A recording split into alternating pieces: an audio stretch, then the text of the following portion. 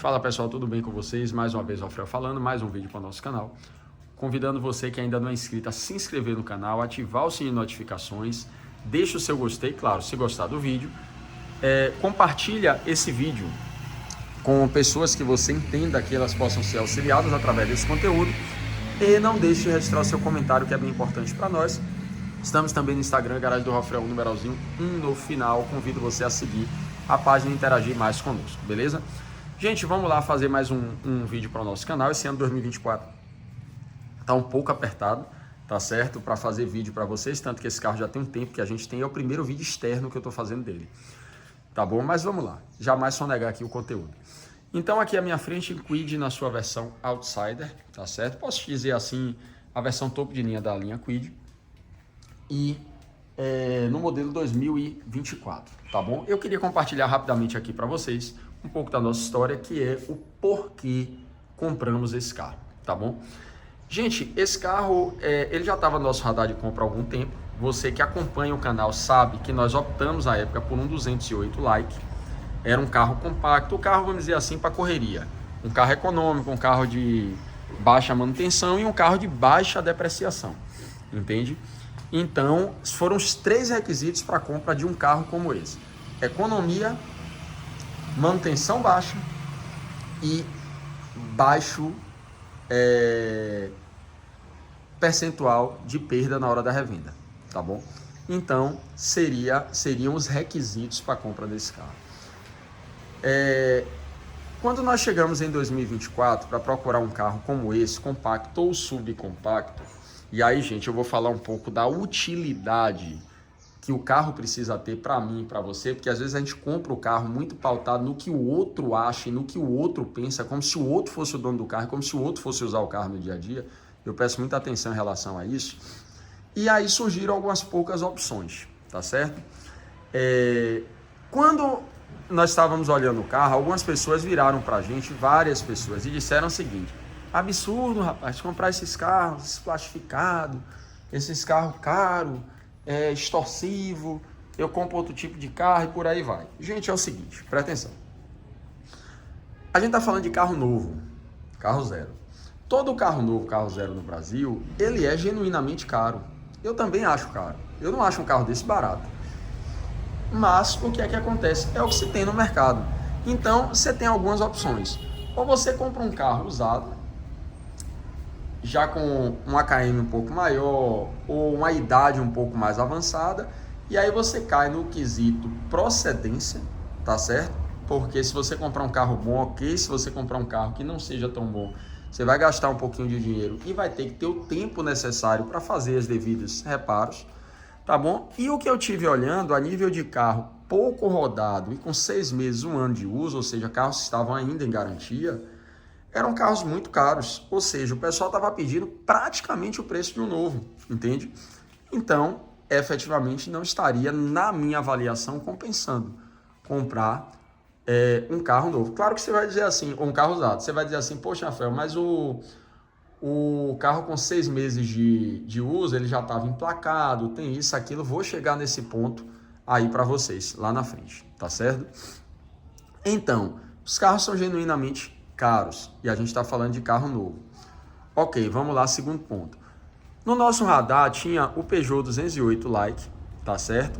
O Kwid, o Mobi e uma novidade que era o novo Citroën C3. Alfredo, por que você não falou do Onix? Porque o Onix de entrada e o Polo de entrada, eles estavam muito mais caros. E eram carros que não ofereciam, gente, absolutamente nada, entende? E eles eram muito mais caros. Então são carros que efetivamente eu descartei, entende? Obviamente, se fosse para partir para um carro daquele um pouco mais caro, a gente já partiria para um carro até automático, um carro já numa outra configuração que não era o nosso propósito, entende? Então já foram descartados. Ficamos entre esses 4 modelos: Kwid, Mobi, C3, Peugeot. Peugeot a gente não quis por uma única razão. A gente já teve o Peugeot. Inclusive, dá uma olhadinha a gente aí no vídeo do 208 2023 no canal. Então, sobraram essas 3 opções. O Mobi a gente já tinha tido e eu acho particularmente o Mobi um carro meio defasado. Eu não sei se é, não sei, acho um carro muito atrasado, o Mobi. Aí você vai dizer assim, ah, Rafael, você está com a nave espacial na sua frente? Não, gente, não estou. Mas eu acho o Mobi um carro muito pé de boi, carro duro para dirigir, enfim. Então, o Mobi ele também foi descartado. Nós já tivemos Mobi também. Dá uma olhadinha aí no canal, tá certo? O vídeo do nosso Mobi Like, tá certo? Então, é um carro que efetivamente a gente terminou descartando, sobrando o C3 e o Kwid, tá certo? Gente, o C3 ele estava num preço até razoável, porque a versão de entrada dele estava saindo a menos de 70 mil reais, tá bom? E eu confesso a vocês que eu fiquei bem interessado no Citroën, embora o Citroën já trouxesse para mim o peso da marca, tá certo? Mas como tudo hoje é Stellantis, né? Então Peugeot, Citroën, Fiat, hoje é praticamente a mesma coisa. Eu digo, poxa, dava para comprar o C3. O problema é o seguinte, é que o C3 de 69 mil, gente, nenhum rádio vinha. O carro, acredite, o carro não tinha nenhum rádio.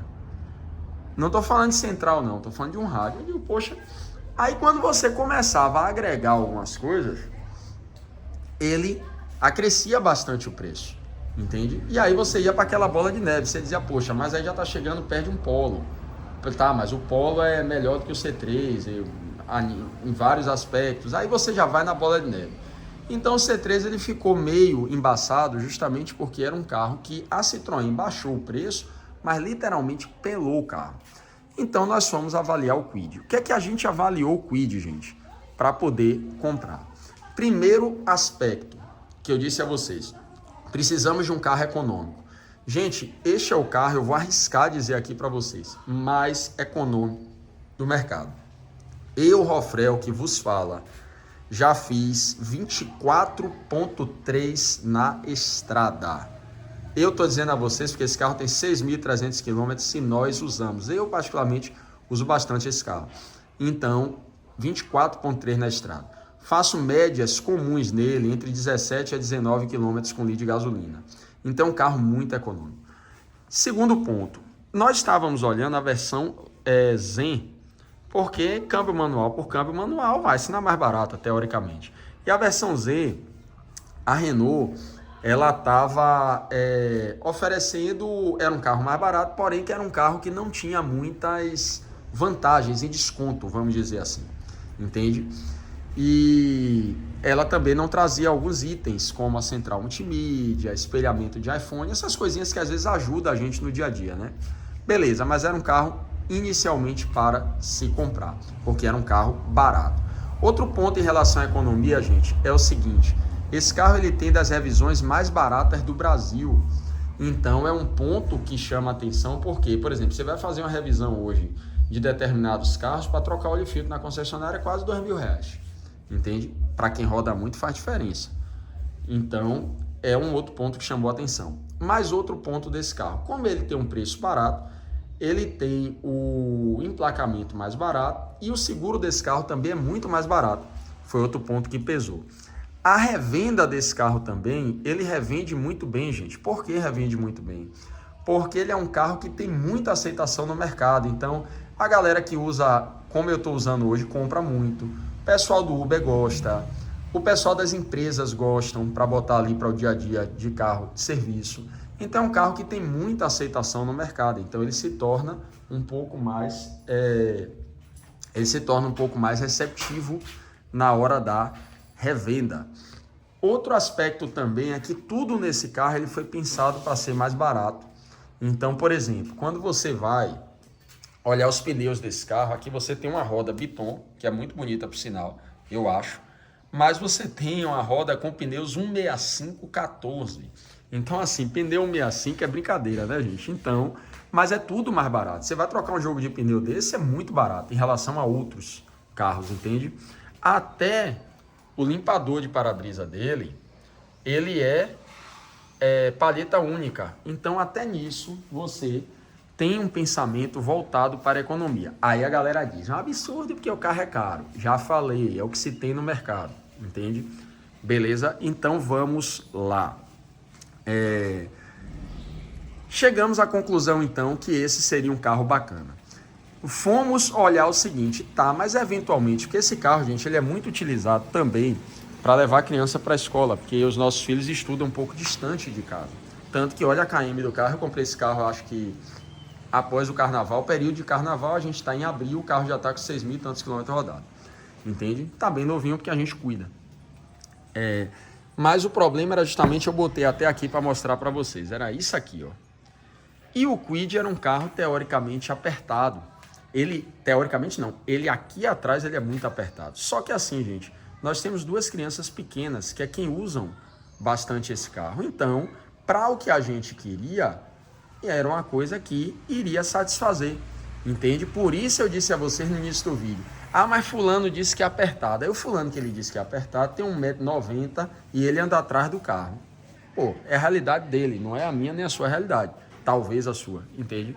Então é algo que você precisa também prestar atenção nisso. Outro fator, então, para a gente aqui, atende perfeitamente. Outro fator seria a questão do porta-malas, tá bom? Deixa eu ver se consigo abrir ele aqui. Depois, gente, eu vou fazer um vídeo falando dos equipamentos desse carro, viu? Estou contando mais aqui um pouco da nossa experiência. Depois aqui seria a questão do porta-mala, que o pessoal diz, é pequeno, é pequeno. Ok, esse porta-mala, gente, ele é maior do que de alguns carros compactos, só você dá uma pesquisada. Então, se o seu problema é porta-malas, você vai fugir de Onix, vai fugir de uma série de carros hatch. Então, não seria um problema também o porta-malas, entende? Então, a gente terminou avaliando e chegando à conclusão que a nível de custo-benefício seria o carro ideal, assim como foi o Peugeot 208, que eu particularmente gostei muito, entende? E volto a dizer, descartamos o Peugeot justamente porque era um carro que nós já tivemos. Mas é um carro também um pouco mais caro, mas é uma excelente opção para você que está procurando aí um compacto, tá certo? Vamos lá. Em relação à questão da definição da compra do Kwid. Então, compramos o carro por critério de economia e analisando se o carro atenderia bem. Outro fator que esse carro pesou muito, antes de entrar nas versões, foi a dirigibilidade dele. Nós temos vídeo aí do Renault Kwid Zen, na versão Zen de entrada, um preto.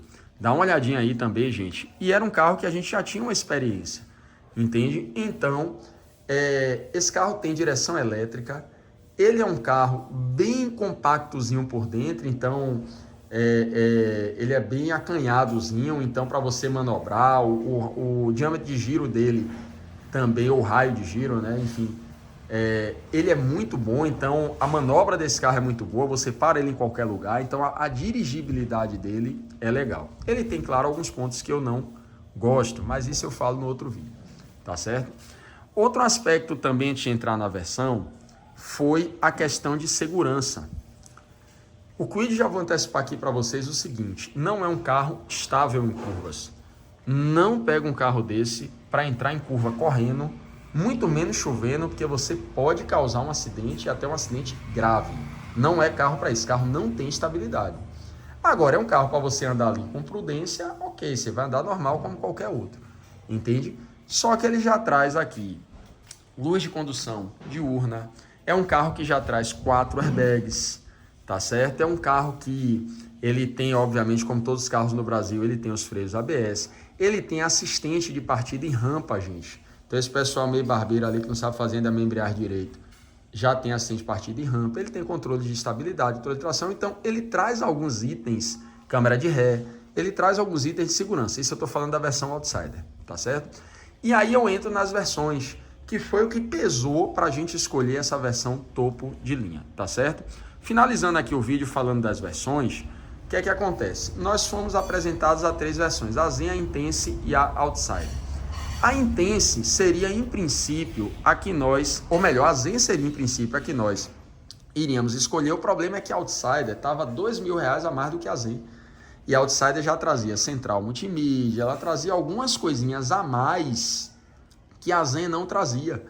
Então a gente fez a conta, disse, poxa, vamos sair da Zen, vamos para a Intense, até porque o que a Intense oferece é algo que a gente usa no dia a dia. Sobretudo o espelhamento de iPhone e a central multimídia. Então, seria a versão Intense. Quando nós chegamos na concessionária, e conversamos, na verdade, com o vendedor. Na verdade, esse carro não foi nem comprado fisicamente em concessionária. Esse carro foi comprado pelo WhatsApp, vamos dizer assim, entende? Eu já conheci o carro, enfim, e o vendedor falou dessa versão Outsider, entende? Que era uma versão, uma branca. Eu digo a vocês que depois que já tinha fechado o carro, eu quis trocar por uma prata, mas não dava mais, porque já tinha faturado, enfim, eu acho a prata até mais bonita. Mas o que é que acontece? E ele apresentou a versão Outsider, que era uma versão relativamente mais cara em relação à Intense. E o que foi que nós fizemos, gente? Nós entramos em negociação, tá certo? Porque a versão Outsider, ela é a mesma Intense, tá bom? Com os mesmos equipamentos, eu falo depois desses equipamentos. Ela vai trazer basicamente o quê? Rodas de liga leve, tá certo? Biton, eu acho muito bonita. Vai trazer os espelhos em black piano. Ele vai trazer esse detalhamento tanto no teto, tá certo? Uma espécie de rack de teto, né? Que você não pode botar peso aqui não, viu? Isso aqui é decorativo. Você vai trazer alguns detalhamentos também aqui no fundo dele, tá certo? Então são algumas bobagenzinhas que ele mudava em relação à versão Intense, que nós avaliamos que seria melhor a versão Outsider, desde que ela tivesse um bom preço, entende? E o que foi que nós fizemos, gente? Aí eu recomendo a vocês, nós entramos em negociação. Foi que o Rafael fez, a gente fez uma proposta e o indivíduo aceitou a proposta e nós botamos a cereja no bolo. A gente disse, lembra que eu falei para vocês lá atrás que o carro usado, ele tinha uma vantagem de às vezes já estar emplacado? Pois bem, a gente disse o seguinte, a gente fecha o carro, mas eu quero o carro emplacado. E, gente, eles deram o emplacamento 2024, ou seja, com o emplacamento que eles deram na versão Outsider, este carro saiu praticamente o mesmo preço que a versão Intense, já que ele tinha dado um desconto no carro e ainda deu o emplacamento, entende? Então tá aí para vocês o porquê da versão Outsider. Rafael, eu não ligo muito para a parte estética do veículo, eu não ligo para roda, não ligo para nada disso. Qual você recomendaria? Recomendaria a versão intermediária Intense, tá certo? Porque isso para você que vai usar o carro particular, para você que vai usar para trabalho não, a versão de entrada, óbvio. Mas trabalho, eu digo Uber, empresa, enfim. Mas para você que vai usar seu carro ali, como eu uso ali, às vezes vai para o seu escritório, vai trabalhar lá na minha escola, enfim, eu recomendaria a versão Intense, desde que a versão Intense esteja com preço convidativo em relação à versão Outsider, tá bom?